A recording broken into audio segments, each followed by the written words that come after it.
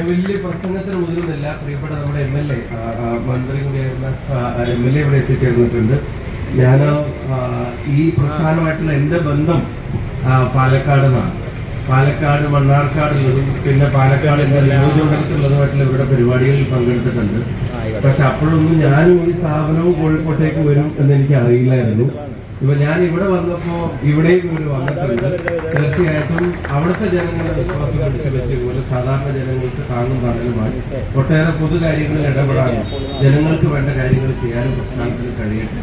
കുറെ ആളുകൾക്ക് തൊഴിലും നൽകാൻ കഴിയും ഇവിടെ ഉണ്ട്.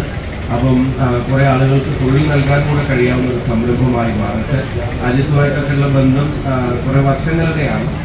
ഞാൻ പലപ്പോഴും സാധാരണക്കാരായിട്ടുള്ള ആളുകളുടെ പല കാര്യങ്ങളും വിളിച്ച് പറയുമ്പോൾ അതൊക്കെ വളരെ താല്പര്യത്തോടെ ഏറ്റെടുത്ത് ചെയ്ത് പൂർത്തീകരിക്കുന്ന ഒരു ഇതുണ്ട്. ഇപ്പോൾ ഗിരീഷൊക്കെ വഴി